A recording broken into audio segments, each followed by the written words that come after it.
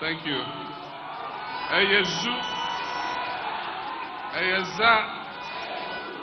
Eyezu. Eza. Shoboi. Shoboi. Hey. Hey. Hey. Thank you very much. Thank you.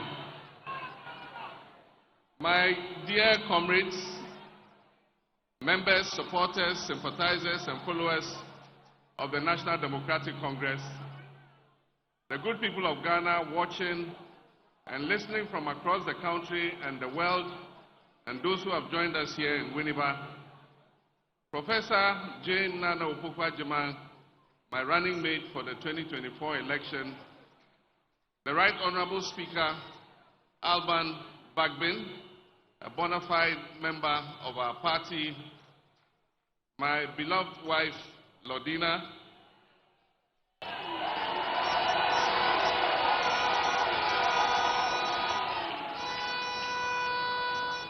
my dear children who are here with me, Sharaf, Shahid, Farida, thank you, I acknowledge you. Our National Chairman, Johnson Asiedun Ketia, our General Secretary, Fifi Tiavikwete, our traditional rulers who have been so kind to join us here today, our members of the Council of Elders who, despite age, have managed with their walking sticks to join us this morning, party supporters, ladies and gentlemen. Today we gather with hope as one people, united in victory, and as one nation, Ghana, with a common, interwoven, invisible destiny. Today we also gather to reignite and reaffirm the dreams of our forebears, led by Osajifo Dr. Kwame Nkrumah, the founder of our great nation, a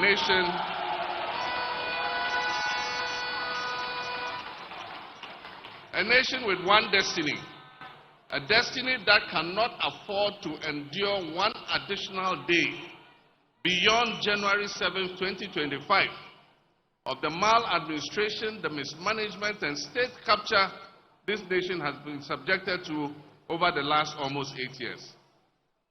For the sake of God's children and in the name of God, the people of Ghana will wake up from this nightmare and envision a bright new dawn of opportunities for all its people and not just a few.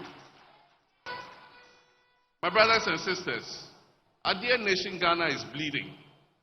Ghana's soul is calling for change.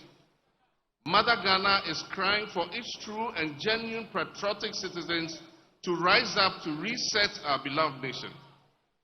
Ghanaians can take no more of the hardship, the impunity, the state capture, the hypocrisy, the lies and bad governance that has been inflicted on them over the 2 terms of this outgoing administration. We cannot fail Mother Ghana, and therefore I urge you all to vote for change on December 7th, 2024. We, the members of the National Democratic Congress, have gathered here to express our utmost belief in democratic governance and to proclaim right here in Winneba, also called SIMPA, that the time is up for this administration. The time is up for them to go. They have decimated our democracy beyond recognition. They've destroyed livelihoods and families and pushed millions of our people below the poverty line. Your vote on December 7th will end the tyranny. It will end the cronyism. It will end the corruption. It will end the hardship. It will also pave the way for the vision, experience, and trustworthiness. And I, John Dramani Mahama, is going to restore that to the Flagstaff House.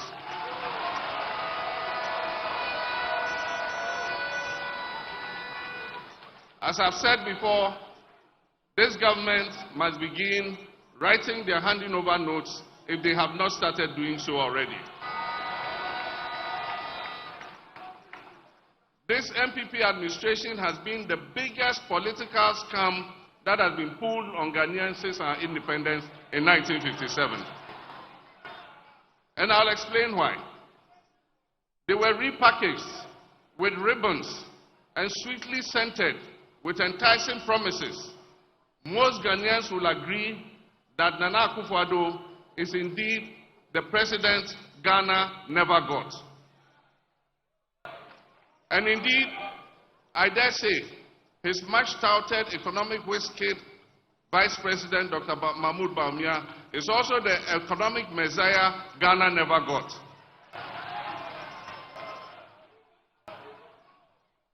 The NPP government took over from our administration on 7 January 2017. They inherited an energy sector we had stabilized with the fastest mobilization of emergency power of almost 800 megawatts in the history of Ghana. Along with this came a new Energy Sector Levy Act, which we call ESLA, with potential revenues of 3 billion Ghana cedis every year to pay off legacy energy sector debts. They inherited an ongoing Millennium Challenge Compact of $547 million aimed at making Ghana's energy sector the most efficient in Africa. This family, ruling family, quarreled over the shares in the PDS company and led to the US pulling back $190 million, which was meant for the most critical component of the compact, and that is private sector participation and improvement in collections at the distribution end of the electricity value chain. They inherited more than $450 million of the IMF extended credit facility initiated by my administration. Most of our state-owned enterprises were breaking even or making a profit. We handed that to them. They inherited a cocoa production of more than 960,000 metric tons of cocoa, with a cocoa board that was making profit and owed only 1.5 billion cedis to the central bank in cocoa bills. We handed over to them 2 new oil-producing wells, the 10 Field and the ENI Sankofa, which increased Ghana's oil production by more than 100,000 barrels per day, with additional gas of more than 200 million standard cubic feet per day. And this increased Ghana's oil revenues from petroleum by more than $500 million every year. They took over from our administration a stabilization fund in which we had accrued $277 million, a Ghana Infrastructure Investment Fund with seed money of $270 million, a sinking fund account at the Bank of Ghana with a balance of over $200 million. They inherited a budget that ran a deficit of 6.1%, with zero borrowing from the central bank, the Bank of Ghana, zero borrowing.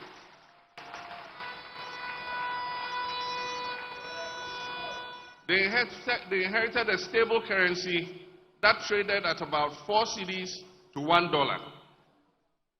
Inflation was at 15.4%. Unemployment was at 8.4%. And when we handed over the administration of this country to the Akufo-Addo-Bawumia government, Ghana's debt as a percentage of our GDP was 56%. As a result of fiscal consolidation, we handed over an economy that was set to grow above 8%, as predicted by the World Bank and IMF and all the credit rating agencies. Private businesses enjoyed an enabling environment to thrive, and foreign investors were queuing to make investments in our economy. The NPP government also took off with a stabilized economy and significant buffers with enormous domestic and internal goodwill. Indeed, this has been the most favored government in our history. But alas, the Ghanaian people's favor, their goodwill, has been repaid with only pain and anguish. This government has received more revenue than all governments combined in the history of Ghana. And as the saying goes, to whom much is given, much is expected. Unfortunately, the people of Ghana have been severely shortchanged by this administration. The scorecard of this administration has been abysmal. an inflation rate that went as high as 54% and is currently still hovering above 20%. Ghana today has one of the highest food inflation rates in the whole of Africa. We have a currency that has depreciated to almost 16 cedis to $1, and we borrowed more than 70 billion from the central bank, the Bank of Ghana, causing a serious upsurge in inflation and causing the Bank of Ghana to go broke. We have a debt to GDP that went as high as 104%. And today, the unemployment rate is almost 15%, from just above 8% in 2016. Worst of all, Ghana has defaulted on her debt payments and has therefore engaged in a debt exchange that has resulted in painful haircuts, and they have deferred the tenure of bonds at lower interest rates. This has caused a lot of trouble for investors, including pensioners.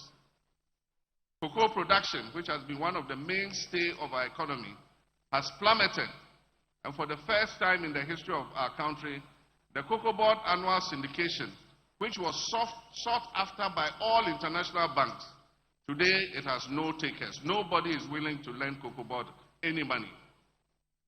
Production volumes are down, and Cocoa Board is seeking to delay delivery of almost 350,000 tons of cocoa to next year.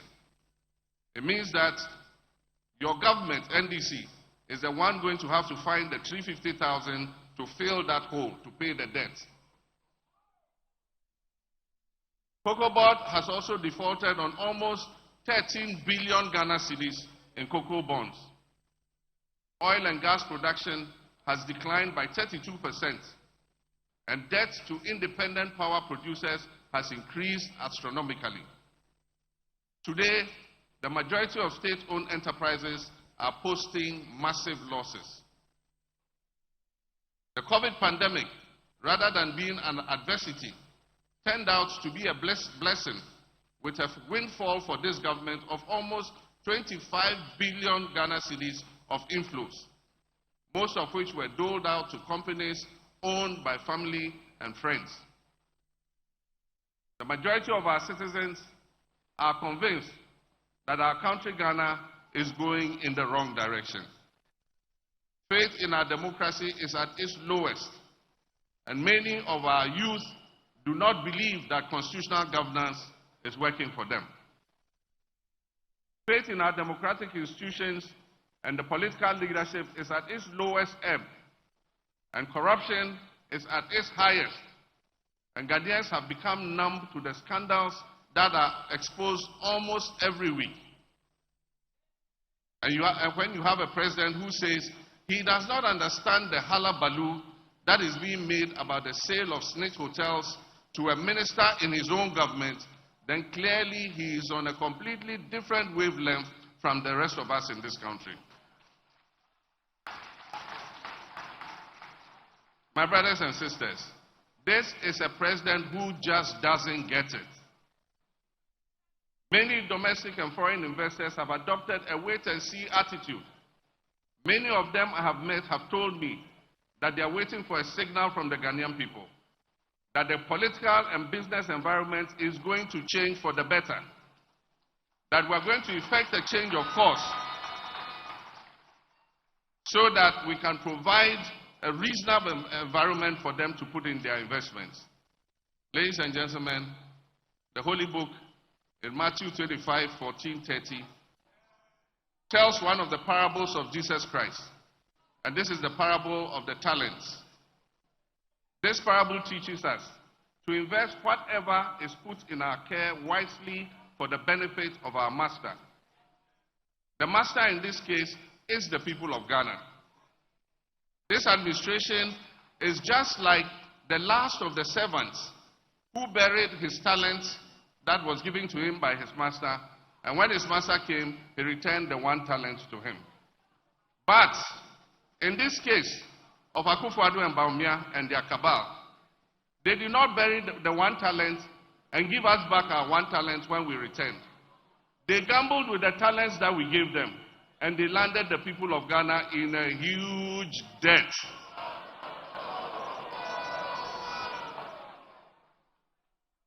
We cannot continue on this path.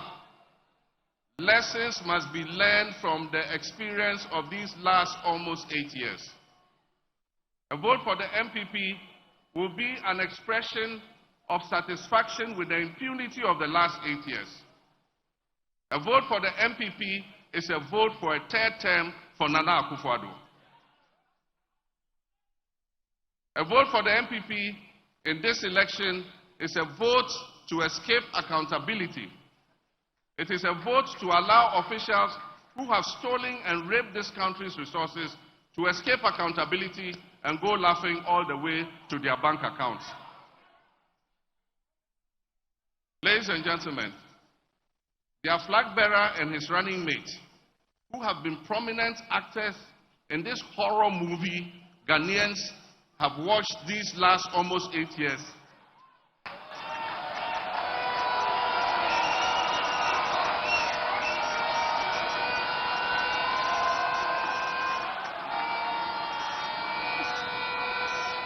Ezu, you know horror movies, don't you? Their flag bearer and his running mate, who have been prominent actors in the horror movies Ghanaians have watched these almost last 8 years. These people cannot be the ones to exact accountability from the government of which they have been an integral part. We are at a critical juncture in our democratic history. Choices we make in elections come with consequences. We cannot afford to fail this time. A restive youthful population does not have the luxury of trial and error. They do not have the luxury of trying a driver's mate who has learnt his driving skills from the same driver who crashed the Ghanaian vehicle of state.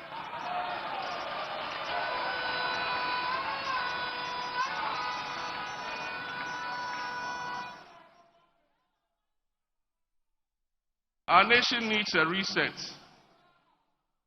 Our democracy needs a reset. Our economy needs a reset. Our governance needs a reset. And our attitudes need a reset.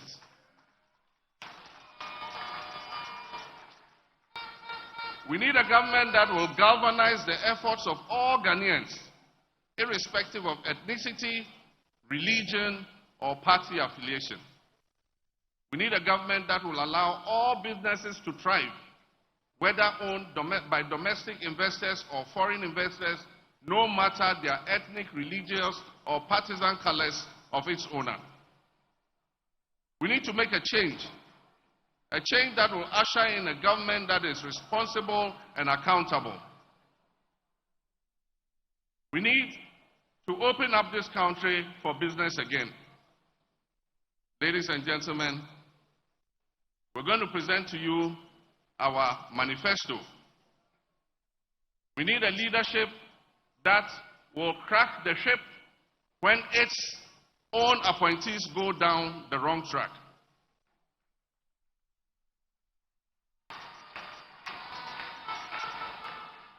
We need a responsive government that will respect the rights and freedoms of our citizens, including journalists, and address the ongoing decay of state institutions and fight corruption by deploying the Operation Recover All the Loot principle.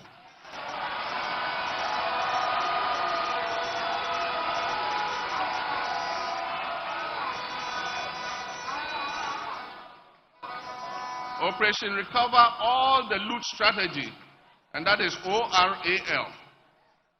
Ladies and gentlemen, today we are presenting to you a manifesto that will help take back your future, take the future of Ghana back into the hands of the Ghanaian people.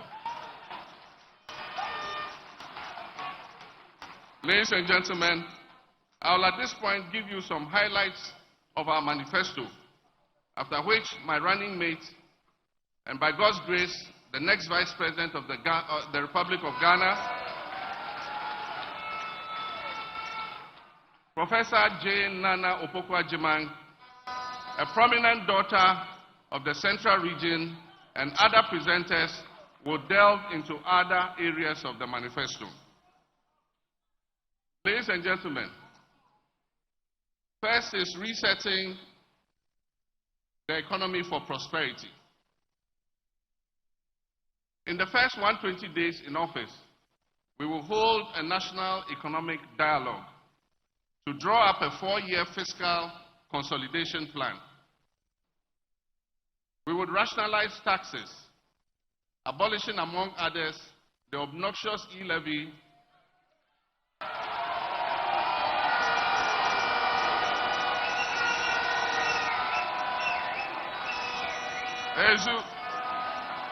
the COVID levy, and the 10% levy on bet winnings.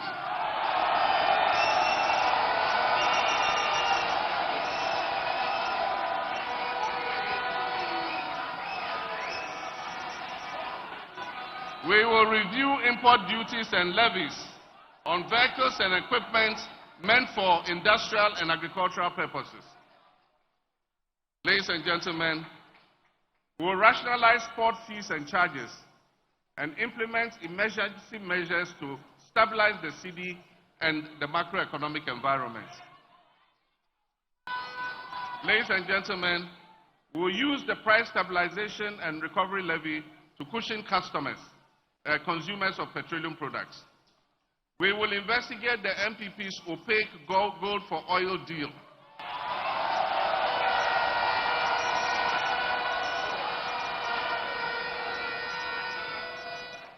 We will review the gold purchase program of the Bank of Ghana, and will restore the licenses of wrongfully collapsed banks and financial institutions.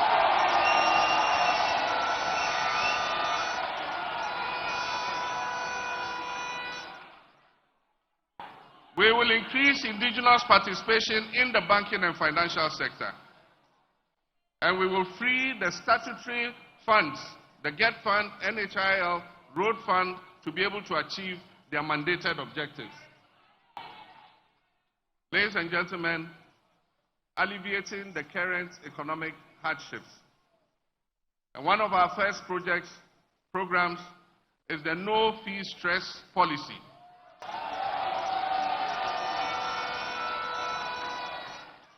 There are many students who are unable to take up their places in tertiary educational institutions because they cannot afford to pay their academic user fees, the academic fees.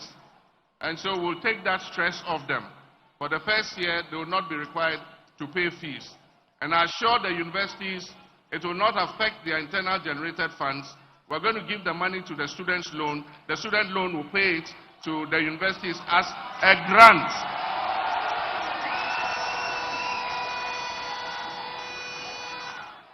It will be paid as a grant, not as a loan. And aside from that, we're going to increase the subvention that goes to our public universities so that we can improve quality and learning in those universities. We will provide free tertiary education for all persons with disability.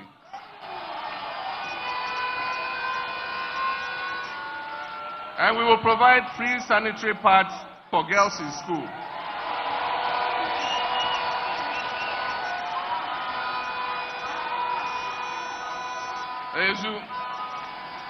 If you remember, Nana Jane started that policy with a World Bank facility, and they called that loan the PAD loan. Yes, we are proud of the PAD loan. It will allow our young girls who are going through their periods to be neat and hygienic and not to miss school, be able to go to school all year round. We will uncap the National Health Insurance Levy. Currently, there's a cap on the levy, and so a certain portion of the levy goes into the consolidated fund. And so the Health Insurance Authority is not able to pay the health facilities, reimburse them for the services that they provide. We will uncap the health insurance so that all the National Health Insurance Levy will go into the National Health Insurance Fund so that they can pay the hospitals for looking after our people. And of course, this is associated with it.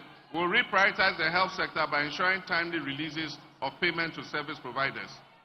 We established the Ghana Medical Care Trust, into brackets, somebody calls it Mahama Cares, to support persons with chronic diseases such as kidney failure, cancer, sickle cell, diabetes, hypertension, and other health-related diseases.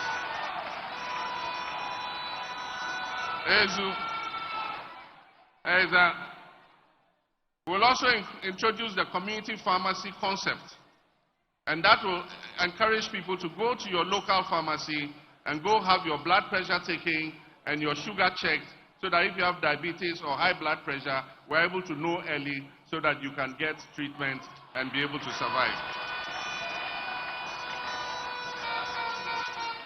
We'll implement free primary health care services.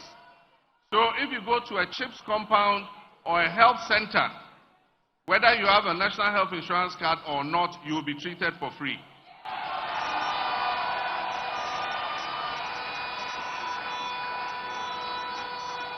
And so from the health center level down, polyclinic, health center, CHIPS compound, if you go, you'll be treated for free. From the district referral hospital upwards, you use your your national health insurance card and you receive treatment. We will expand health infrastructure to restore the automatic employment and timely deployment of health workers. And so we're not going to wait till elections are coming and announce that we've opened the recruitment portal. The recruitment portal will be open and will do continuous employment of health workers, doctors, and nurses.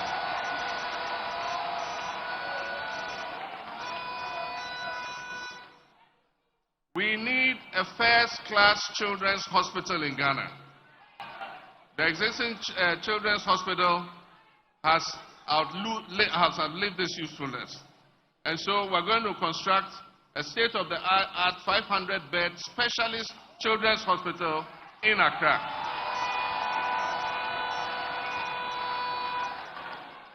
And so children who have sicknesses that cannot be handled in other parts of the country will come to Accra. There will be specialist pediatricians there to give them the care they deserve.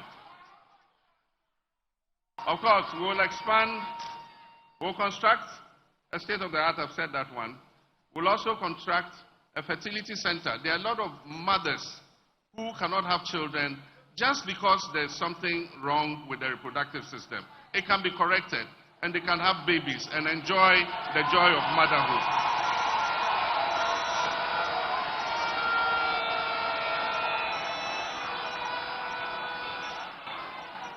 But currently, the prices that the private fertility hospitals charge are out of the range of most mothers. And so government will step in. We'll build a fertility center where mothers who want children can come for consultation, and they will be given the treatment so that they also can enjoy the joy of motherhood. I'll go quickly. We'll expand the facilities at the whole teaching hospital in order that it can provide specialist services and also be a quaternary hospital to serve the University of Health and Allied Sciences. In the whole of the OT corridor up to the northeastern part of the country, there's no trauma hospital. And so we'll build a trauma hospital there so that persons who are involved in accidents on the Eastern Corridor Road will have a place where they can be treated properly before they are transferred.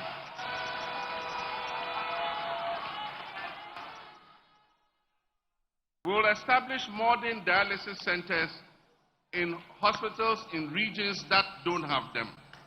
Currently, most of Upper West, my own hometown, Bole, and other places, if you have a kidney ailment, the only place you can go for treatment is in Kumasi. And you have to go with your wife, your family, you have to find a place to stay. It is a burden. And so we want to make sure that every region has a modern dialysis center so that we can ease the burden on persons with kidney ailments. We will build modern hospitals in Boko, Yendi, and other underserved areas. Ladies and gentlemen, this is the training.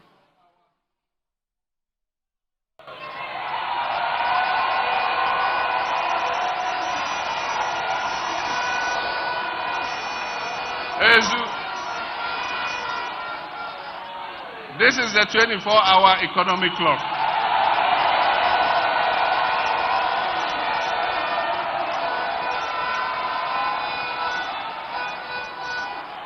One job, 3 shifts, 3 people. 1, 3, 3.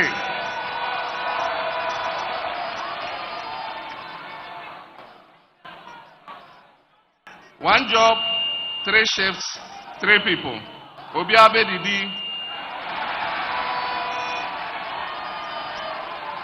Ezu. Extraordinary problems require extraordinary solutions for extraordinary results. And so businesses and public organizations will be encouraged to operate 24/7 in 3 shifts of 8 hours each. This will boost production, it will increase employment and provide well-paying jobs. It will transform Ghana into an import substitution and export-led country. It will increase employment opportunities and revenue, and it will enhance access to public services. We will focus on some selected public institutions that have huge customer traffic. For instance, the ports and harbors should be open 24/7. That means we have to employ more workers at the port. We have to employ more customs officers, more Gapoha workers, more forklift operators and all that. We need customs. Customs should work 24/7, 3 shifts, so that at any time your items come, customs at any time of the day is open for business. You can go and process your import things, papers, and take your things out of the port. We must have a passport office that is operating longer than 8 hours, so that people who need passports and other such documentation can have access to it. We must have a DVLA that is working more shifts than 1 shift, so that more people can get their licenses processed in a shorter time than the current waiting time. In the private sector, the sectors that we are looking to promote and encourage to run 24/7 and 3 shifts are first the agro-processing sector. That is those who will process our cassava into cassava starch, cassava flour, gari, and all that. There's a huge market in Africa for all these products and in other parts of the world. Manufacturing, that is industry.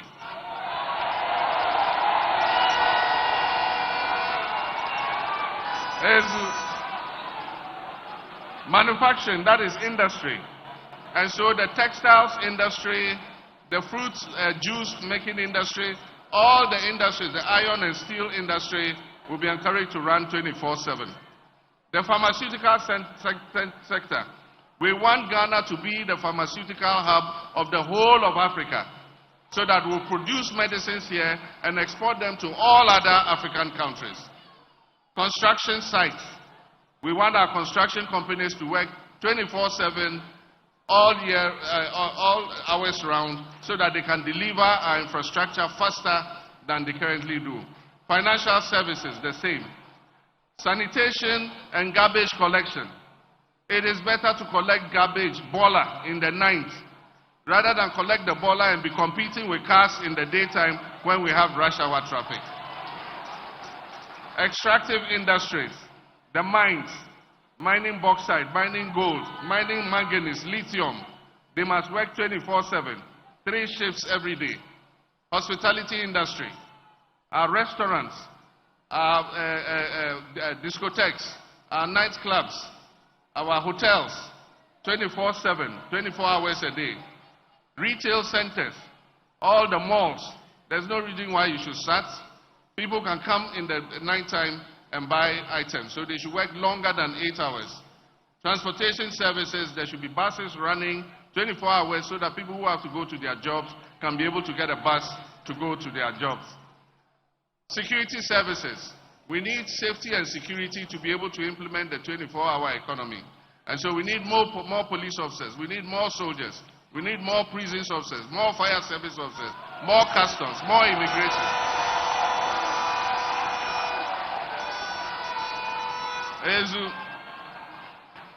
Now, the support package for 24-hour businesses is to stimulate demand for 24-hour economy goods and services. And this will be supported by strategic investments in infrastructure, in security, in energy. We'll have public and private security architecture, cheaper and reliable electricity, that is the time of use tariff. So in the night when we're not using much of the power and it's going to waste, we can supply it to the 24-hour economy enclave at cheaper rates than we currently charge.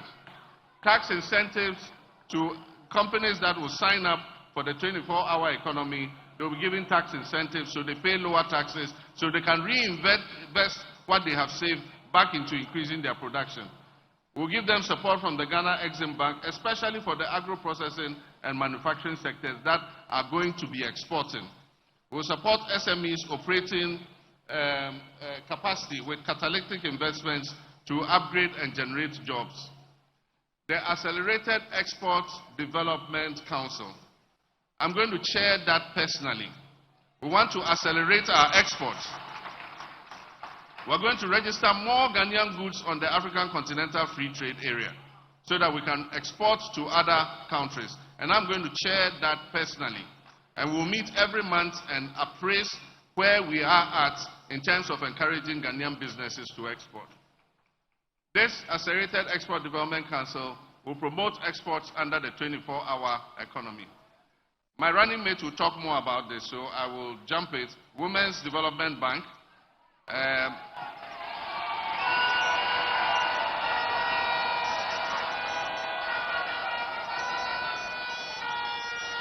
It will give low interest loans, particularly to women's businesses. She'll talk more about it, so let's jump it. The National Apprenticeship Program will be for self-employment, and it will also help people who have come out of school at different levels who want to go and learn a skill, but their parents are unable to pay the masters for them to go and learn. The government, through the district assemblies, is going to register all master craftsmen. We're going to pay them and assign these young people to them so that they can learn a skill to go into the world of work. Next slide. Free technical and vocational training for young people.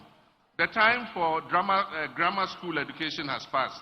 The time where you were judged by the long grammar you could speak has passed.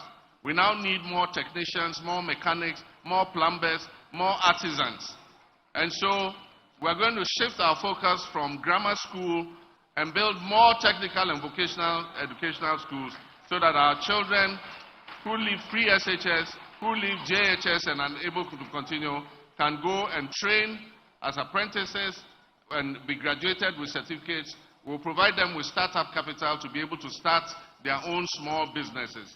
We'll also use NVTI to train and test them so that they can get their certificates to enter the world of work. We have what we call the Jumara program. And this is the entrepreneurial program. Nobody says you must finish school and become an employee. You can finish school and become an employer and employ employees. And so every year we want to target 10,000 youth entrepreneurs to set up their own businesses. We'll mentor them, we'll monitor them, we'll supervise them until they're able to stand on their own feet. And they will employ their colleagues instead of becoming employees. Business development.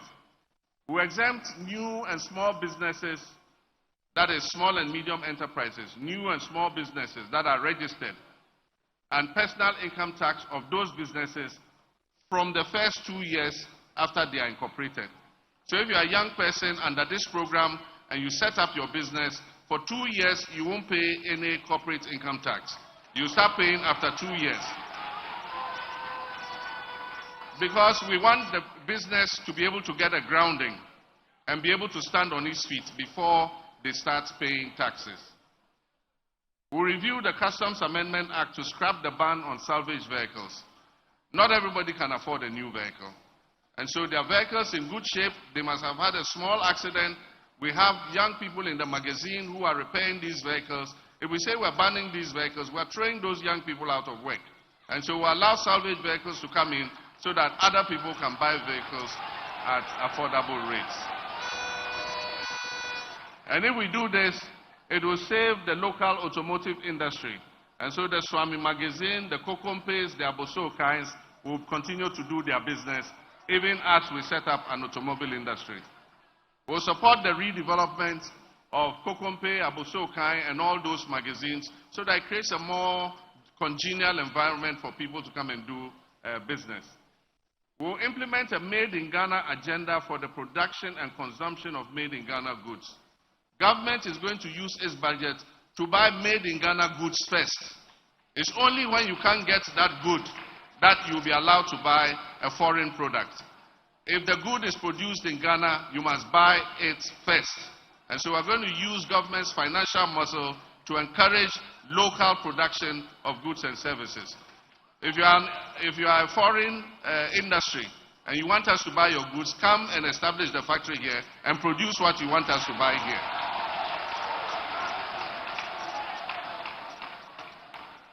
We will launch an Export Ghana policy, and it is the Accelerated Economic Development Council that is going to oversee this Export Ghana policy. And we're going to use that policy to facilitate exports under African Continental Free Trade Area and also the ECOWAS trade liberalization. We will enhance the role of the Ghana Exim Bank in financing non-traditional exports. We'll readjust their focus so that they are putting money into industries that are exporting products, so that we can give them capital at a cheaper rate. Money yo, am I right? A money yo pension scheme.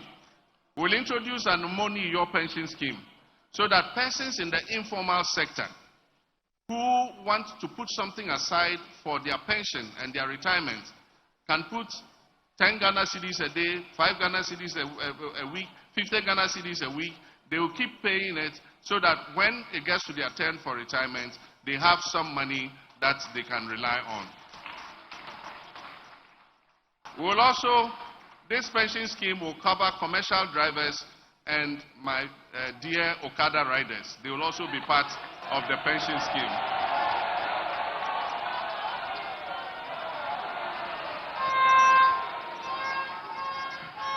It will also be extended to small-scale miners, farmers, fishermen, traders, and market women. People who receive cash on daily basis. You put a little aside. If it's every week, you go and pay it into the money. Or you can use your mobile phone and pay, and your account will keep being updated. So after 15 years, that money has been invested. When you are retiring, you have your pot of money so that you can be getting a pension every month in your old age. Digital jobs initiatives. We'll partner the private sector to invest $3 billion to leverage ICT for jobs. And this will be through the 1 Million Coders program. We announced this in 2020, and we didn't win power, so we couldn't implement it. Somebody lifted it from our 2020 manifesto and quickly put it out as if it was theirs. I said, go and look in 2020, you see that we had already put it there. But we will continue with our 1 Million Coders program to train 1 million people in coding and web development, software engineering, and others. We will stimulate demand for Made in Ghana software. We are exporting a lot of hard currency. When we import goods, we know that we are sending foreign currency out to buy those goods.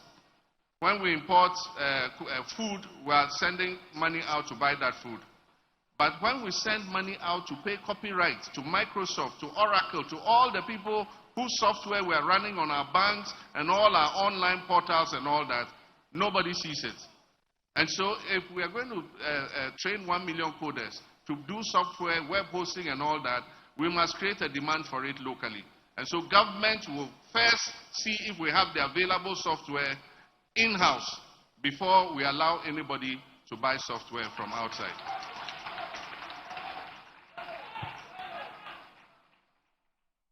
And so we exchange payments for subscriptions to overseas vendors.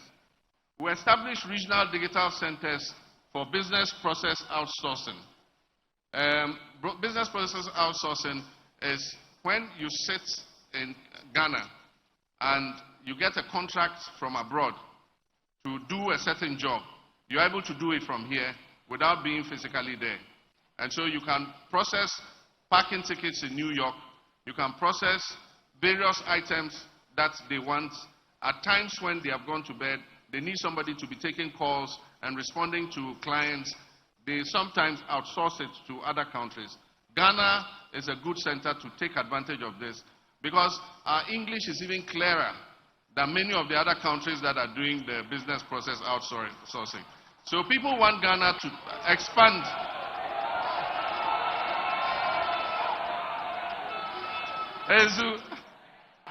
Invest 50 million in a fintech growth fund to promote digital entrepreneurs. I announced this long ago when I met the fintech entrepreneurs.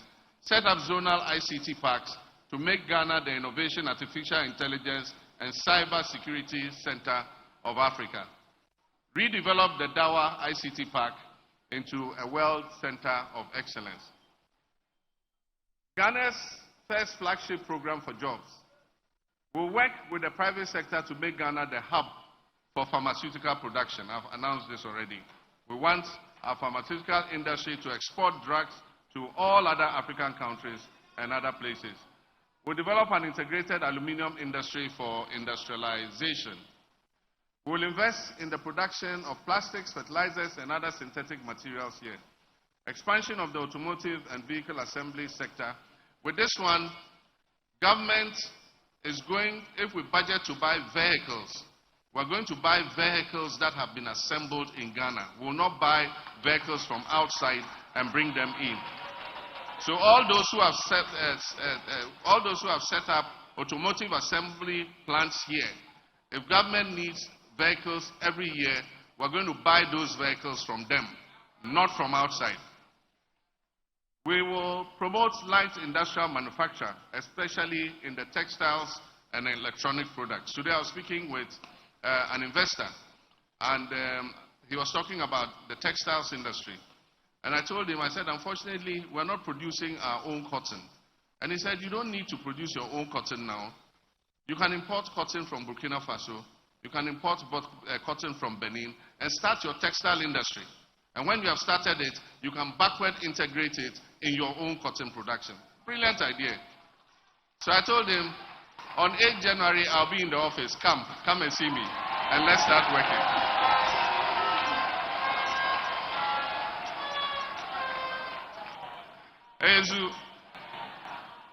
And so, we'll revamp the textile and cotton and allied industries.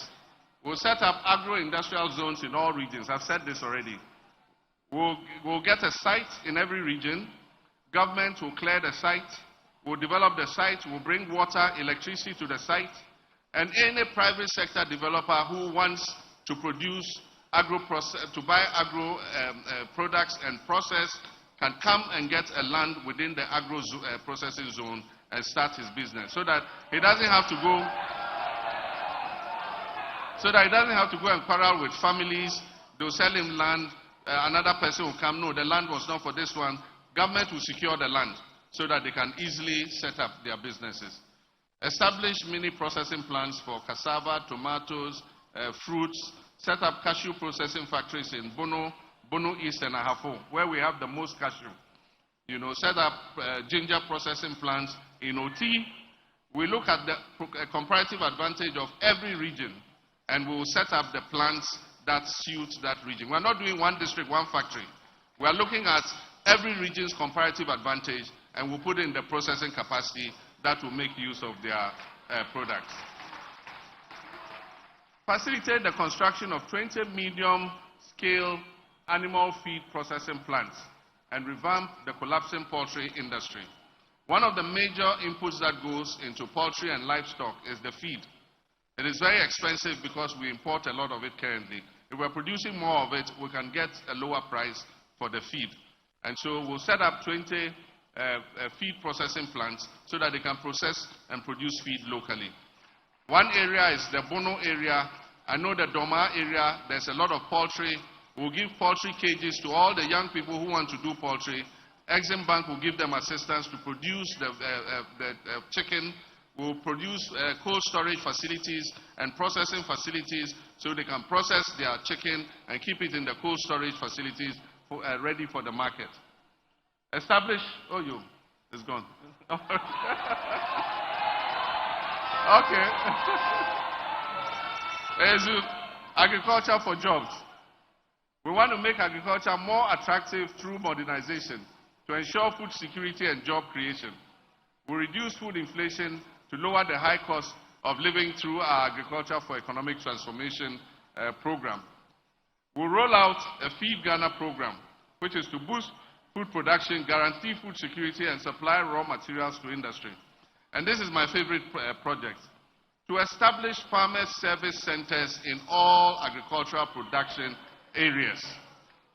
And in each farmer service center, there will be tractors, there will be harvesters, there will be plows, there will be harrows, there will be planters, everything you need to do modernized farming. And our farmers are going to be registered within the catchment area of the farmer service center. And at the beginning of the year, you go to your farmer the planting season, you go to your farmer service center, they'll provide you with the services, give you the fertilizer, give you the improved seeds, plow for you, plant for you. And when you harvest and you sell your crops, you come and pay the cost of the inputs that they gave you. We'll create farm banks with agricultural zones to ease access to land and irrigation facilities for agricultural purposes and encourage young people to go into farming. We need to bring more of our land into irrigation because you know what happened this year. There was a drought in the north and parts of Bono region. For almost 8 weeks, the rain didn't fall, and so people have lost their crops. And so we'll go more for irrigation, even if small scale, boreholes. We have the Volta River. All along the banks of the Volta River, we can develop irrigation facilities. Promoting good governance and combating corruption. Remarkably reduce the size of government to 60 ministers. No more than 60 ministers. And so there will be other things for other people to do. We all can be ministers. I know when I say 60 ministers, I say, there are people aiming to become ministers. But we all can be ministers. So we will choose 60 ministers, but others would have other assignments that they can do. Address the benefit disparities between Article 71 holders. I've said this already. We have two public servants, Article 71, and then the others who are under the fair wages. And so we want to bridge the disparity between them so that all of us come under an independent emoluments committee, and our salaries and emoluments are determined from the smallest watchman to the president. We'll determine our salaries and wages. A ruthless war against corruption. Operation Recover All the Loot, oral. Is to prohibit political appointees and politically exposed persons, not only political appointees and politically exposed persons, and all 7 public officials from purchasing state assets. So it's not only me who cannot buy a state asset. My wife Lodina cannot buy a state asset. My son Sharaf or Shahid or Farida cannot buy a state asset because they are politically exposed persons.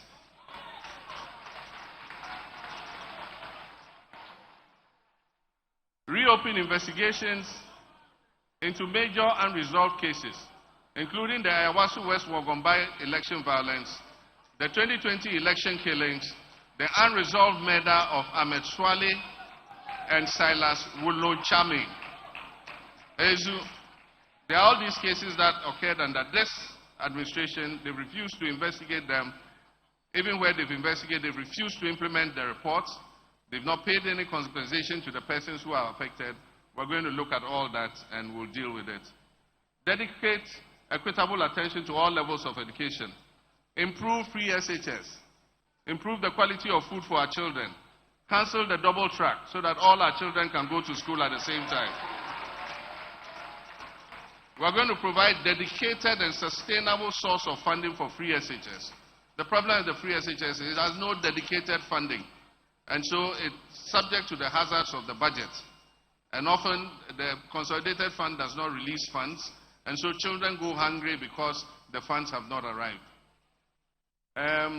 Decentralize the procurement of food for SHSs to boost local economies.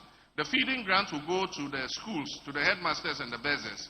and they will go to the local market and buy the beans, the granules, the rice, the cassava dough, the agbelima, the meat from the local market, so that the town in which the school is located can also benefit from that.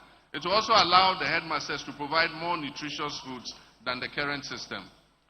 I said this already, implement a no academic fees policy for level 100 students, no fee stress policy. We'll use 5G and low Earth orbit systems to improve the quality of education across the country by extending course tutorials to students everywhere. We have good masters in different schools. And so for us, perhaps the best mathematics master is in Wesley Girls. The best French teacher is in Ghana Secondary School. The best geography teacher is in GSTS.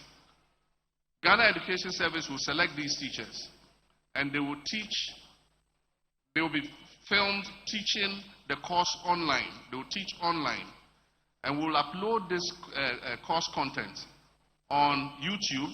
And so you can go on YouTube and download what you want. If it's mathematics, you download it. If it's geography, you download it. But at the same time, it will be available on demand. And because we're going to put Starlink internet satellites on every secondary school, the teachers can use the Starlink to show the children the demonstration by these teachers. And so you can be in Bunkurgu Secondary School. The best maths master in Wesley Girls will be teaching you, because you'll be able to download his course material.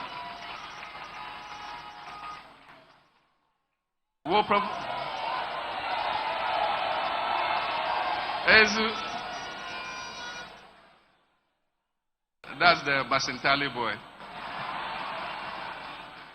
We'll provide free tertiary education. I've said that already. We'll provide continuing students with financial assistance.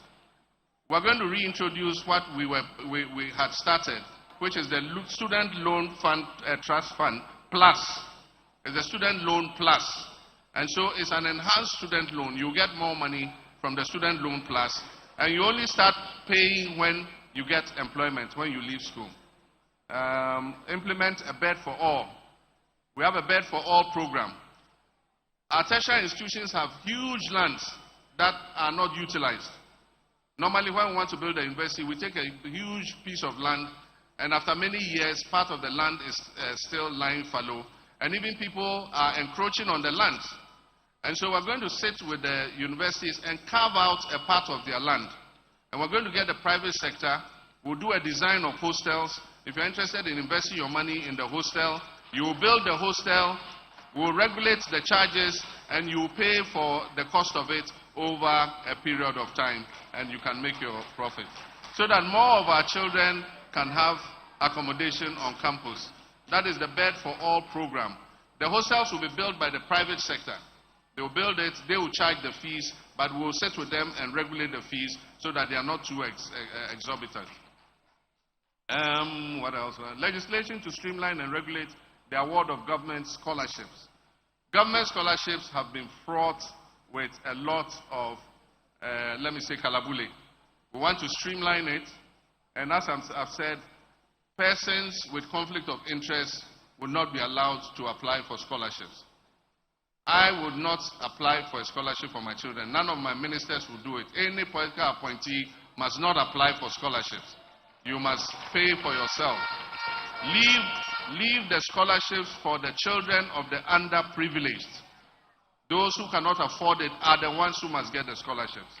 And we're going to do that. We'll abolish teacher licensure exams.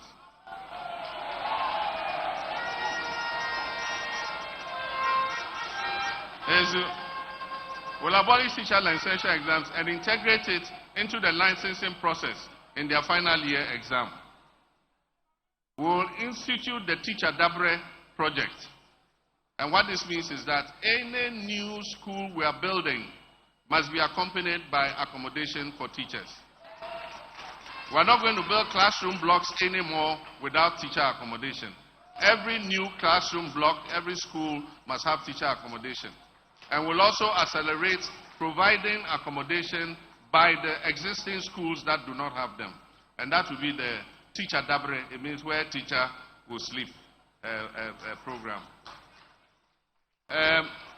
In consultation with the stakeholders, we would push ahead with the implementation. This has been on the drawing board for a long time. That is 20% basic salary, special allowance for teachers and health workers who accept postings to rural areas. Most of our teachers and health workers don't want to go to rural areas. Everybody wants to serve in the city. And so we're going to map out what we define as rural areas. If you accept posting to go there, you get 20% of your basic salary as an incentive, as an allowance to teach in the rural area. Expand infrastructure to ensure prompt employment of nurses and teachers. And so that is also part of it. Assist teachers to own their own vehicles of their choice by offering flexible duty payment arrangements and employer guarantees in partnership with teacher unions and the banking sector. We will encourage teachers to take loans to own their own cars, teachers and other public sector workers. And so your bank will pay for the car, we will deduct it from your salary and pay straight to the bank. And what we'll do is, we will not waive the duty on the vehicle. What we'll do is, we'll allow you to pay the duty in small installments until you finish paying the duty, so that the car is yours. You'll be using the car while paying bit by bit by bit. I didn't say 1 cedi, 2 cedis. That would take 1,000 years to pay. But it will be a percentage of your salary that will go towards paying off the cost of the car and the installment payments of the duties. This is going to be the age of the railways. We have paid lip service to building railways for a long time. And this time, we want to make a move on it. It's going to be done by build, operate, and transfer. Because we've been shut out of the international credit market, there's no way we can go on the capital market and borrow to build railway lines. We're going to offer an expression of interest, transparent, to companies that are willing to invest in our railways, and they will bring the money, they will build the railway lines, and all the revenue will go towards repaying the railway lines. And so if it takes 25 years to repay, they will control it for 25 years.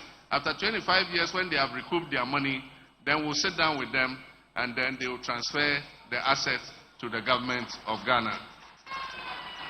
And so the western and eastern lines will be connected to the landlocked countries.